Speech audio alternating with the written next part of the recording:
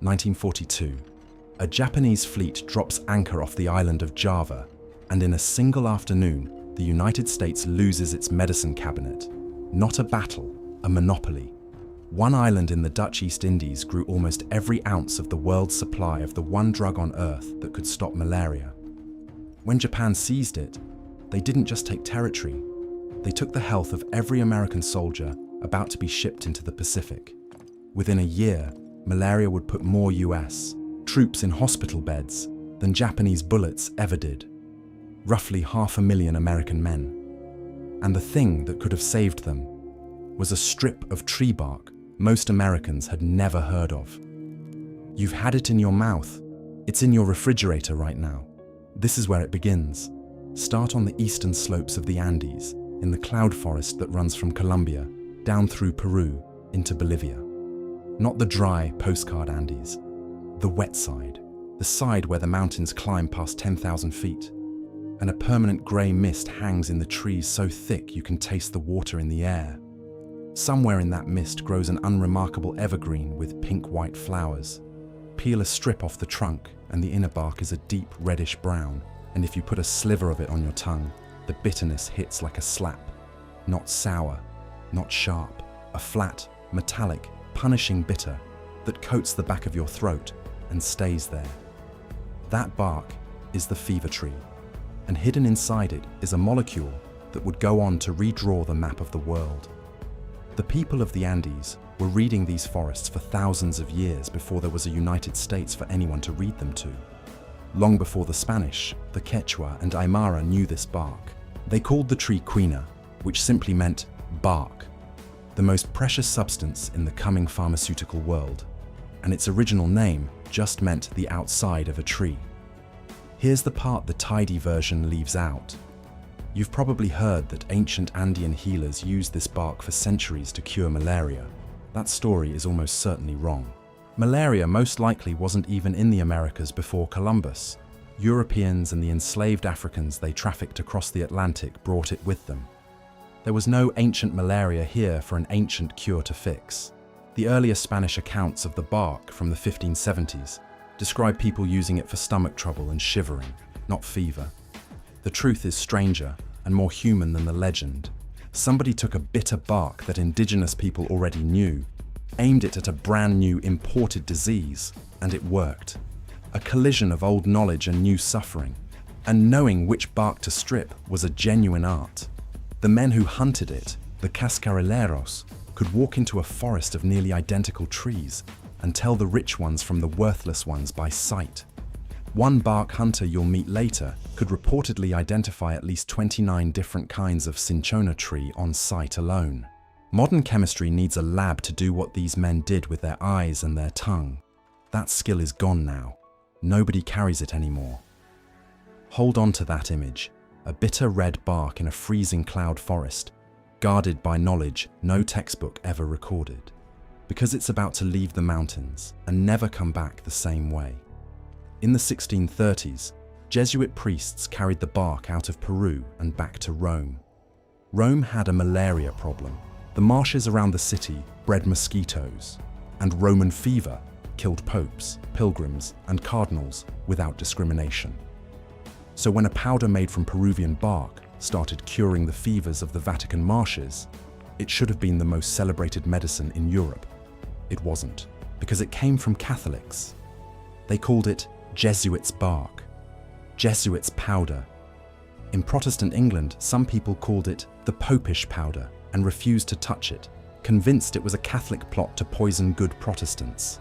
Think about that, a cure for one of the deadliest diseases on the planet sitting right there, and people turned it down over religion.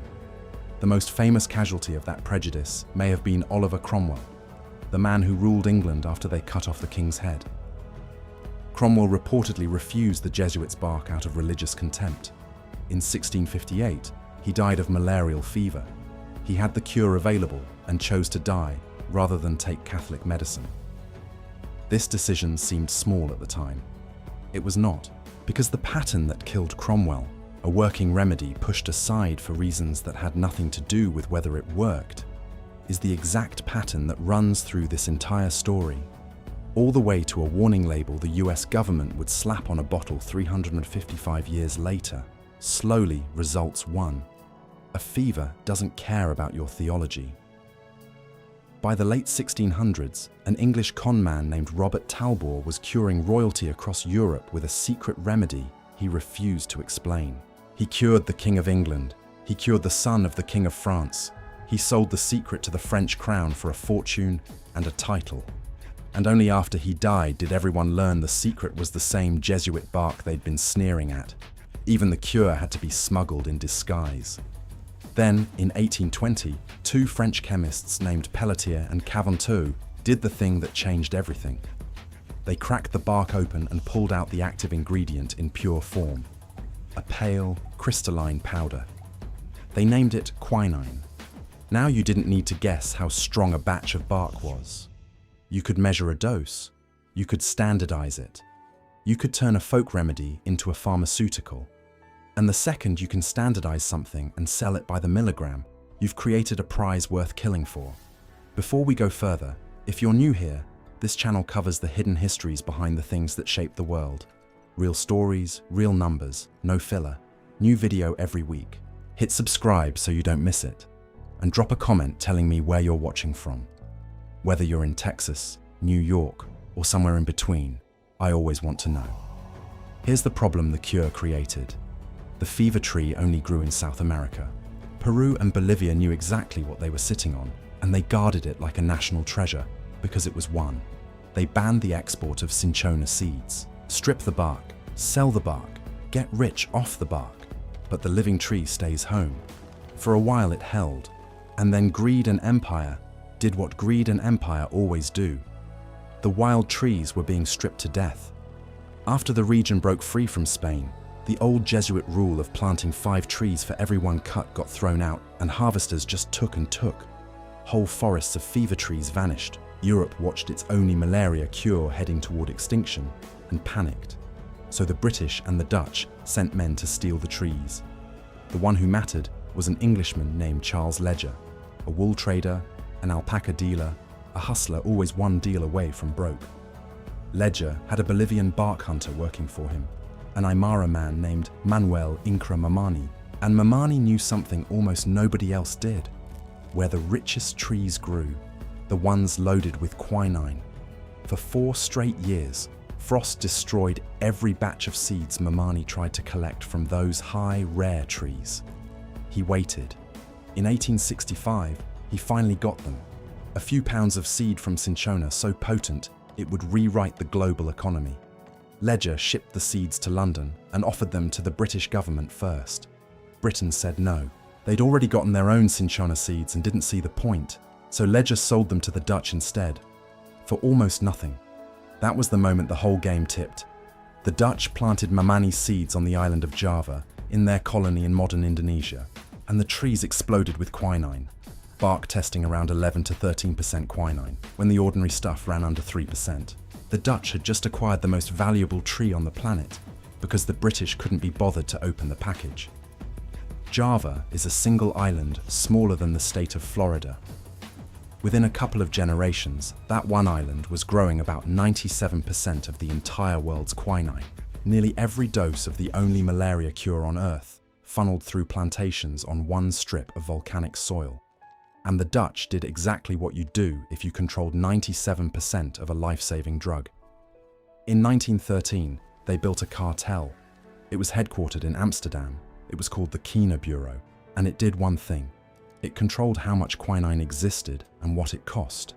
Historians call it the world's first pharmaceutical cartel. Set the price, set the supply, answer to no one.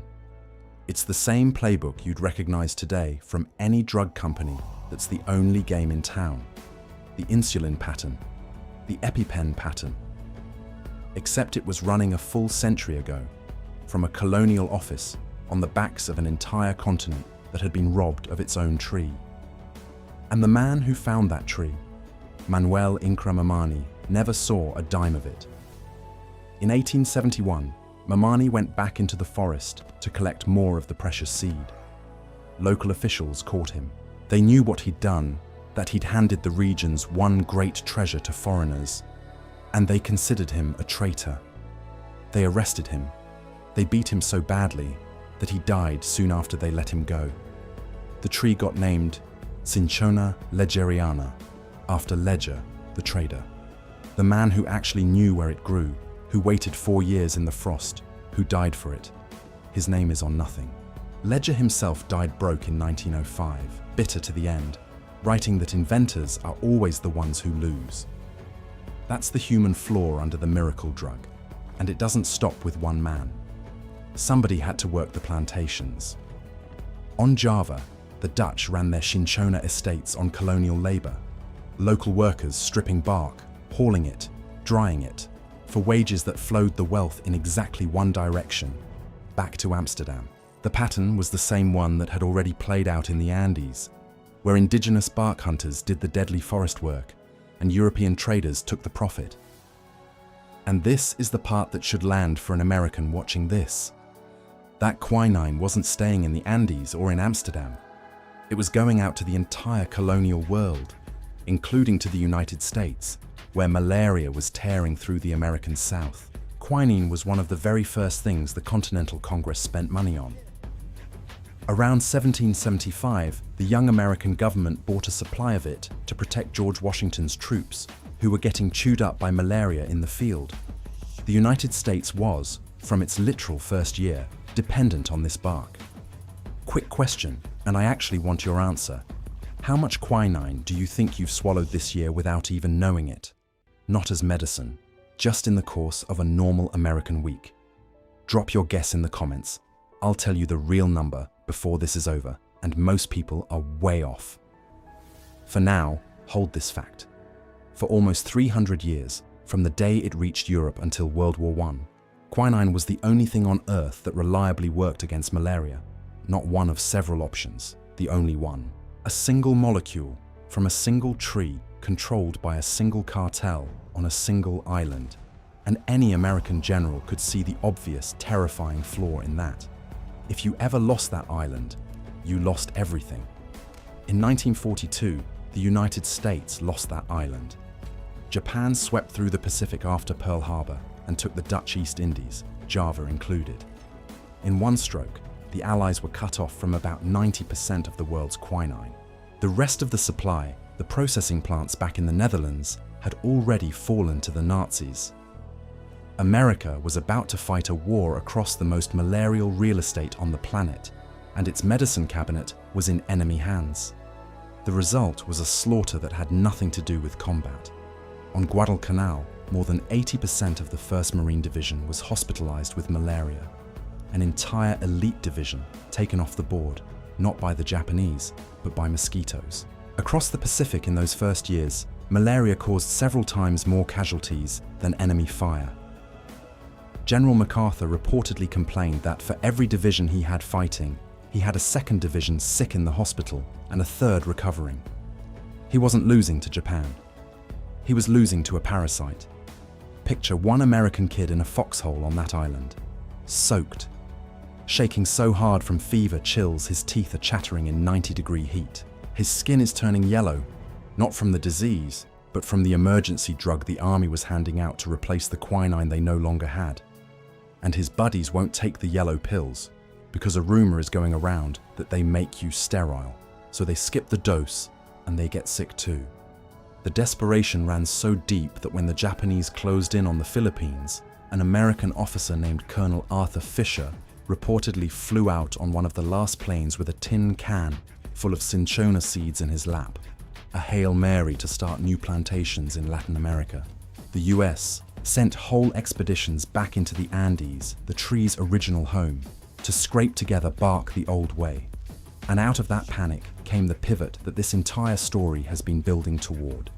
The United States decided it would never again let its survival depend on a tree it didn't control. So it poured money into making malaria drugs in a laboratory. Synthetic, patentable, American-made, something you could crank out of a factory in Michigan instead of harvesting from a mountainside in Bolivia. The first stopgaps were rough, that yellow drug, atabrine, that stained the troops and got them whispering about impotence. But after the war came the real prize, chloroquine, a cheap synthetic pill that seemed to do everything quinine did with none of the colonial supply chain. For a moment, it looked like a clean victory. Malaria had been endemic across the American South for generations, so much so that when the US built its National Disease Agency to fight it, they put that agency in Atlanta, in the heart of the malarial South. That's why the CDC sits in Georgia to this day. By 1951, with synthetics and DDT, the United States declared itself malaria-free. The tree had been beaten, the lab had won. Americans were told the war on malaria was essentially over. What they weren't told is what the people making the new pills already suspected, and what the US military would spend the next 40 years learning the hard way. The synthetics had a flaw the bark never did. The malaria parasite could learn to survive them. Chloroquine was a wonder for maybe 20 years. Then, in Southeast Asia and South America, malaria that laughed at chloroquine started spreading, and it spread across the globe. The cheap miracle pill stopped working. Malaria came roaring back in the very places the West thought it had conquered. And that put the US military right back where it started. Troops heading into malarial jungles, no reliable pill in their pocket. Vietnam made it urgent. So the US Army did what it had promised itself in 1942. It built a new drug in-house. At the Walter Reed Army Institute of Research, Army scientists developed a synthetic cousin of quinine. They screened it, they numbered it, they tested it in part on American service members. Eventually, the Swiss company Roche brought it to market under a brand name you may have heard if you've served or traveled: Lariam. The generic name is mefloquine. The FDA approved it in 1989, and the military loved it for a simple, honest reason: convenience. Chloroquine and the alternatives had to be taken daily. Mefloquine you took just once a week. For an army trying to keep hundreds of thousands of troops on their pills in the field, once a week was a logistical dream. So they handed it out to soldiers, to Marines, to Peace Corps volunteers, to ordinary American travelers getting a prescription before a trip. Here's what didn't make it onto the front of the bottle in big letters. This drug could do things to the human brain: anxiety, paranoia, depression that drops out of nowhere, vivid, violent nightmares, hallucinations, seeing and hearing things that aren't there. And in some people, those effects didn't fade when they stopped taking it. They stuck around for months, for years. Sometimes, apparently, for good. The warning signs were in the medical literature early. The drug's own original insert told doctors to pull patients off it the moment certain psychiatric symptoms showed up. That instruction was right there. And it was easy to miss, easy to ignore, buried in fine print while the pills went out by the case. Read that again. The army built a drug to protect its own people, and that drug could quietly rewire the mind of the person taking it. This wasn't a foreign villain. This came out of an American military lab, went through an American regulator, and got handed to Americans. For years, the complaints piled up. Veterans came home from Somalia, from Iraq, from Afghanistan, describing the same cluster of symptoms: the ringing ears, the balance problems, the panic attacks, the nightmares that wouldn't quit. Some of it got tangled up in cases so dark that investigators openly asked whether the drug had played a role in soldiers harming their own families. The response was the response you've seen in this channel before: slow, defensive, late. It was not until 2013, 24 years after the FDA first approved mefloquine, that the agency finally forced its strongest possible warning onto the label: the black box. In plain language, it said the neurologic and psychiatric damage from this drug could last long after the last dose, or never go away at all. That same year, the Pentagon effectively demoted mefloquine to a drug of last resort, and elite units banned it outright. 24 years. A generation of troops and travelers took a drug that could permanently alter their brains, and the definitive warning arrived only after most of them had already taken it. The bill for that is still being paid in American dollars and American lives right now. The Department of Veterans Affairs today evaluates disability claims from veterans who say mefloquine damaged them. Anxiety disorders, chronic neurological problems, panic attacks trace back to a weekly pill they were ordered to swallow. Taxpayers are covering the cost of harm the government's own drug caused, and step back to see the whole board. While the US was chasing patentable lab drugs, chloroquine that bred resistance, mefloquine that damaged minds, malaria itself never surrendered. It's still out there. It still kills roughly 600,000 people every single year, most of them children under 5. That's like erasing the entire population of a city the size of Milwaukee annually from a disease we told ourselves we'd beaten in 1951. The bitter irony sits at the center of it. The old bark, the natural quinine. For all its own rough edges, it never taught the parasite to outsmart it the way the cheap synthetics did. The thing they replaced kept working in exactly the way the replacements failed. They had a cure that came from a tree. They buried it under products they could patent and profit from. And at least one of those products came home and hurt the very people it was supposed to protect. The army knew the risk was in the literature. 1989. The FDA had the reports for 2 decades, and the strongest warning didn't come until 2013, while Americans paid the price the entire time. So where did the tree go? It didn't disappear. It got demoted. Real quinine still exists in American life, but the FDA has spent years walling it off. Once, Americans took quinine pills for nighttime leg cramps, sold right off the drugstore shelf. Then the reports of serious side effects added up, and regulators pulled the over-the-counter versions and warned doctors and patients away from using it that way. Today, there's essentially one FDA-approved quinine drug left in the United States, and it's approved for one thing: malaria. The 300-year-old cure has been quietly boxed into a corner of the pharmacy, but you didn't lose it completely, because it found a second life as a soft drink.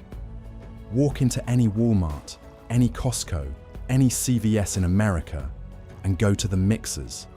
That bottle of tonic water, Schweppes, Canada Dry, the fancy craft brands. The whole reason tonic water exists, the reason it has that sharp, bitter bite, is quinine. British officers in colonial India had to choke down daily quinine against malaria, so they drowned the bitterness in soda, sugar, and gin. That's not a fun fact. That is the literal birth of the gin and tonic. The most civilized drink at the American bar is a malaria prophylaxis with a lime in it. Now, the answer to that question I asked you earlier. The FDA caps the quinine in American tonic water at 83 parts per million, a whisper of the medicinal dose. You'd have to drink around 2 liters of tonic a day to get anywhere near an actual malaria dose. So, the quinine you've swallowed this year is real, but it's a ghost of the thing that once decided wars. A flavor where there used to be a fever cure. Here's the small piece of magic they can't take out of it. Quinine glows. Pour tonic water into a clear glass and hold it under a black light, and it lights up an electric, ghostly blue. The same molecule that emptied Pacific hospital wards and built a Dutch empire and got a Bolivian man beaten to death is sitting in your glass on a Friday night, quietly glowing in the dark.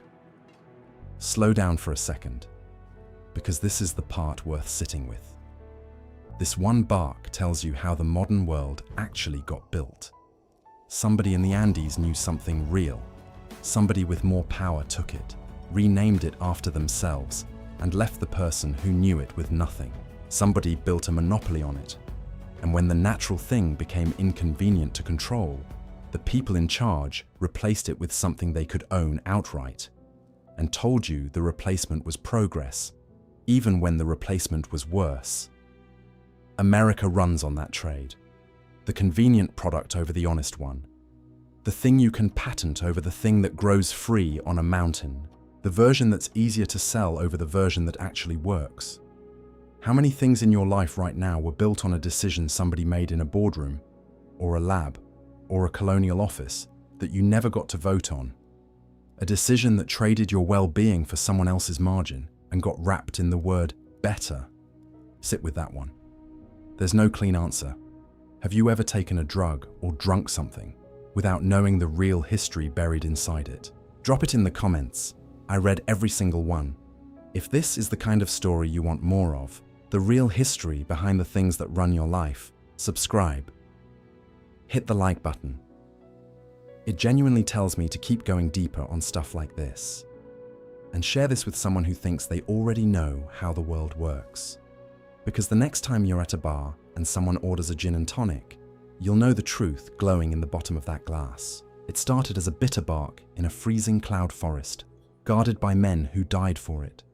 It cured kings and lost wars and built an empire on a stolen tree. They buried it to sell you something they made in a lab, and some of what they sold you was worse. And now it's a mixer, $2 a bottle, sitting in your fridge door tonight, glowing quietly in the dark, waiting for you to finally notice what it is.